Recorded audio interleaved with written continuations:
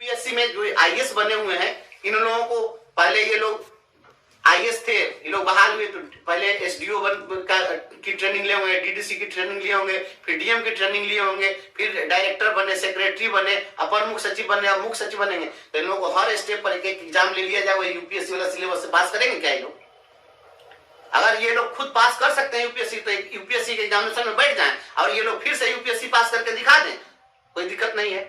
माननीय उच्च न्यायालय ने, माननीय सर्वोच्च न्यायालय ने इस तरह के परीक्षाओं की व्यवस्था पर रोक लगा रखी है, उसको स्ट्रक डाउन पूर्व में भी किया है।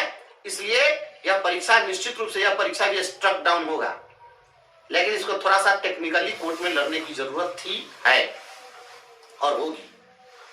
और एक और सवाल है, आप विज्ञापन जारी कर रहे हैं कब? 26 जनवरी को, और विज्ञापन 26 जनवरी को जारी कर रहे हैं और एग्जाम लेने कब? 26 तारीख से। आप मात्र और 15 तारीख तक फॉर्म भरवा रहे हैं, तो 15 तारीख तक फॉर्म भर रहा है, 15 तारीख को फॉर्म भरा और एक सप्ताह के बाद एग्जामिनेशन स्टार्ट। सिलेबस क्या है बीपीएससी का? अब बीपीएससी का सिलेबस इतना दिन में पूरा पन्ना भी पलट पाएगा कोई साहब लोग? अगर दे दिया जाए कि एक सप्ताह में आपको ये पूरा सिलेबस पर, आप कालिदास है लोग, काली माता का वरदान मिला हुआ है कि लोग रात भर में किताब पलटेगा, विद्वान हो जाएगा, और बीपीएससी का सिलेबस है। इस तरह की जो परीक्षा है, यह बिहार के शिक्षकों को नीचा दिखाने के लिए, इनको प्रताड़ित करने के लिए इस तरह की व्यवस्था की जा रही है। निश्चित रूप से इस पर थोड़ी सी तकनीकी जानकारी की कमी के कारण इस प्रकार से कोर्ट में हुआ है, लेकिन इसका भी रास्ता निकलेगा। हम लोग इसके लिए प्रयास कर रहे हैं और अभी सभी संगठन के लोग एकजुट हुए हैं, तो सभी लोग इसमें भरोसा रखिए और थोड़ा सा इंतजार करिए। इस पर हम लोग पहल कर रहे हैं और सभी लोगों का साथ सहयोग रहेगा तो निश्चित रूप से इसमें सफलता मिलेगी। इस परीक्षा को हम लोग रोक लगवाएंगे। 4 टर्म है, घबराने की जरूरत नहीं है।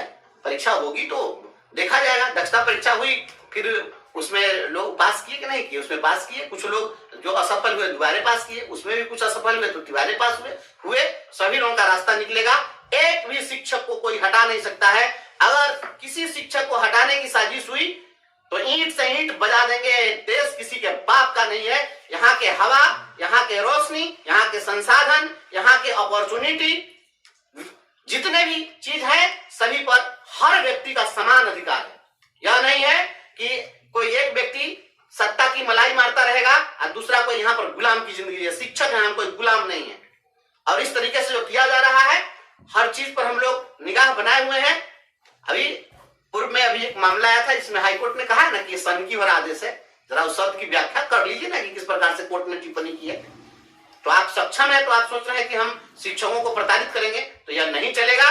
बिहार के शिक्षक भी एकजुट हो गए हैं। निश्चित रूप से इसका खामियाजा भुगतना पड़ेगा, नहीं तो ऐसा निर्णय वापस लेना होगा। शीघ्र ही हम लोग जो शीर्षस्थ नेता हैं, मंत्री हैं, सभी लोगों से हम लोग मिलने की योजना बनाए हैं, सभी से संपर्क कर रहे हैं और सभी लोगों को इन तमाम हम तथ्यात्मक चीजों को और इसके साक्ष्य के साथ सभी लोगों को हम कॉपी देंगे और सभी लोगों को हम बताएंगे कि नियम यह है, कानून यह है।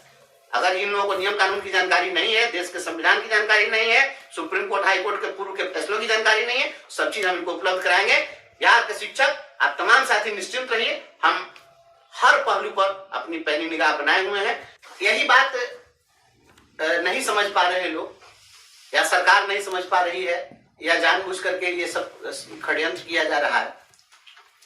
सक्षमता परीक्षा, आखिर शिक्षकों की जो आपत्ति है वह यह आपत्ति है कि सक्षमता परीक्षा क्यों, बार बार यह परीक्षा क्यों।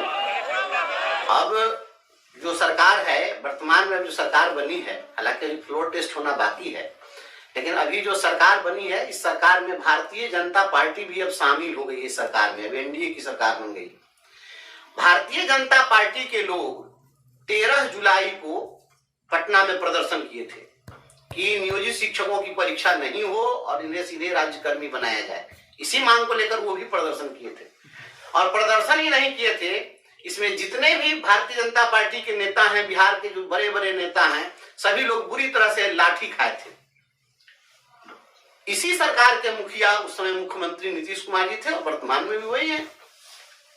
और लाठी खाए सिग्रीवाल साहब, माननीय सांसद का कबाड़ फाड़ दिया गया, पुलिस के द्वारा लहूलुहान हो गए। सभी लोगों को एकदम मकई की तरह थुड़ा गया पुलिस के द्वारा।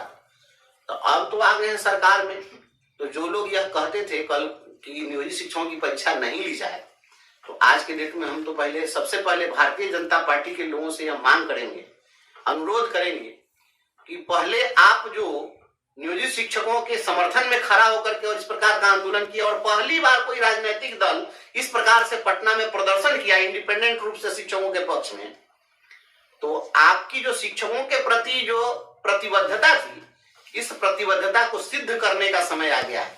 अब आपको यह साबित करना होगा कि वास्तव में आप नियोजित शिक्षकों के लिए प्रतिबद्ध थे या वह आंदोलन महज एक दिखावा था शिक्षकों की संवेदनाओं से खेलने के लिए। तो यह भारतीय जनता पार्टी के लोगों को भी सिद्ध करने का समय आ गया है। बात जहां तक है परीक्षा की, तो भारतीय जनता पार्टी के लोगों को मैं यह बताना चाहता हूं, अब एनडीए गठबंधन के महत्वपूर्ण घटक हैं, लार्जेस्ट पार्टी हैं सरकार में, इन्हीं की सरकार मध्य प्रदेश में पहले भी थी, अभी भी है, और वहां 1 जुलाई 2018 से वहां के जितने भी संविदा शिक्षक थे, उन सभी संविदा शिक्षकों को बिना किसी परीक्षा के सभी लोगों को राज्यकर्मी का दर्जा दे दिया गया। यह मध्य प्रदेश के अपने पूर्व मुख्यमंत्री माननीय शिवराज सिंह चौहान से ये लोग जानकारी ले लें, मामा के नाम से फेमस है, मामा बता देंगे कि मध्य प्रदेश में किस प्रकार से हुआ। तो जब भाजपा की सरकार मध्य प्रदेश में है, जहां पर बिना परीक्षा के शिक्षकों को राज्यकर्मी बनाया गया, तो अब फिर बिहार में भी जब भाजपा की सरकार है तो यहाँ परीक्षा क्यों? या देश जब एक ही है और एक ही पार्टी की सरकार 2 जगह हुई, तो एक जगह परीक्षा नहीं ली गई तो दूसरी जगह परीक्षा क्यों? और मैं यह बता दूं कि उड़ीसा में भी यही व्यवस्था है। वहां पर जो लोग बहाल होते हैं लोकल बॉडी से बहाल होते हैं, और बहाली के बाद उनको 6 वर्षों की सेवा जब पूरी हो गई, उन लोगों को वहां पर राज्यकर्मी का दर्जा दे दिया जाता है, तो वहां परीक्षा नहीं ली जाती है। तो जहां जहां परीक्षा नहीं ली जाती है और सीधे राज्यकर्मी बनाया जाता है, क्या उस राज्य में कानून नहीं है? सबसे ज्यादा कानून बिहार के लोग पढ़ी हैं, यहीं के हाकिम लोग सरकार के लोगों को ज्यादा कानून है, उन लोगों को नहीं है। वो सब हिंदुस्तान से बाहर का राज्य है, परीक्षा क्यों? तो मैं बता दूं कि अभी जो परीक्षा ली जा रही है, हम परीक्षा के सीधे विरोधी भी नहीं है। हम यह नहीं कहते हैं कि आप परीक्षा मत लीजिए, लेकिन परीक्षा किस तरह की हो, यह महत्वपूर्ण चीज है। बिहार के शिक्षकों को परीक्षा पर बहुत आपत्ति नहीं है, आपत्ति है इनके परीक्षा के तरीका पर। ये कह रहे हैं कि हम जो परीक्षा लेंगे यह सक्षमता परीक्षा होगी, और इस परीक्षा में हम वही सिलेबस रखेंगे जो सिलेबस बीपीएससी के द्वारा परीक्षाओं के लिए पूर्व में ट्री 1 ट्री 2 में निर्धारित है, ट्री 3 के लिए निर्धारित है।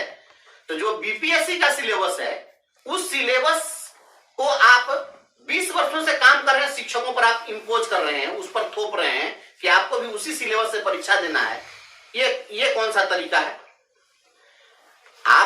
यह गंभीर विषय है, सरकार को इस पर सोचना पड़ेगा, और यह गैर कानूनी भी है। हमारे जितने साथी कोर्ट में गए हैं, शायद उन्होंने एक्सरसाइज नहीं किया है। यह सब एक्सरसाइज करने की जरूरत थी। कुछ लोग जल्दीबाजी में आगे आगे बढ़ करके और केस कर दिए, जिसके कारण आज थोड़ी सी निराशा हो रही है। नहीं तो ये तमाम मुद्दे हैं, ये विषय हैं। आप किसी की परीक्षा लेंगे तो परीक्षा का कुछ तो मापदंड होगा इस देश के अंदर में। आप किसी की भी अग्नि परीक्षा लेना शुरू कर दीजिएगा। अब शिक्षक है तो उसको कहिए कि आप कल से राइफल चलाना नहीं जानते हैं तो आपको हटा देंगे। अब शिक्षक है तो कह दीजिए कि नहीं, आप तो नेशन बिल्डर हैं, आप तो पूरे देश का निर्माण करते हैं, तो कल से आप राजमिस्त्री के काम करिए, नहीं आता था आपको सूटा, अब करनी वसूली नहीं पकड़ना था, आपको हटा दिया जाएगा। आपत्ति इस बात पर है। पूर्व से भी यह व्यवस्था रही है कि किसी भी विभाग में जो कर्मचारी कार्यरत हैं, उनकी विभागीय परीक्षा होती रही है, और विभागीय परीक्षा के आधार पर उनको प्रोन्नति दी जाती रही है। तो आपको अगर हमारा स्टेटस बदलना है, राज्यकर्मी का दर्जा देना है, परीक्षा लेना है, तब विभागीय परीक्षा लीजिए। विभागीय परीक्षाएं कैसे ली जाती है हम बता दें, यह तकनीकी विषय है। ऐसा मामला एक सुप्रीम कोर्ट में गया, और उसमें जो रिटायर्ड जस्टिस थे, वो रिटायर्ड जजेस को फिर से बहाल करना था, और उसके लिए भारत सरकार एक सर्कुलर लाई थी, और उस सर्कुलर में कही थी कि इन लोगों को बजाता फिर हम एग्जाम लेंगे और पास करेंगे, तभी फिर से इनको हम जज बनाएंगे।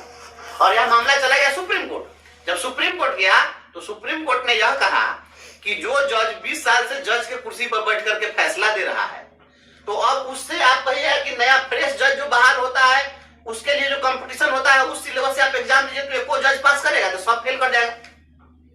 आपको अगर परीक्षा लेना है तो इनके 20 साल के कैरियर का जो परफॉर्मेंस है आप उस परफॉर्मेंस के आधार पर आप उनको प्रमोट करिए।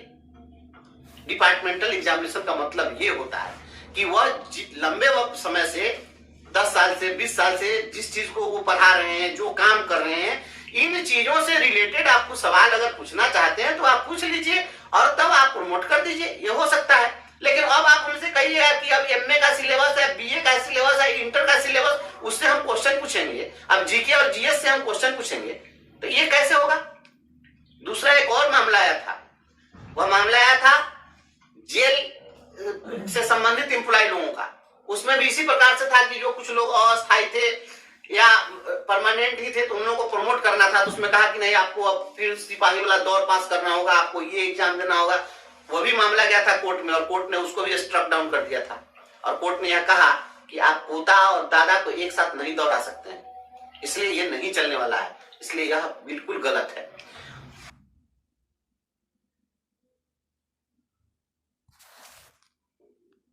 और आ गया।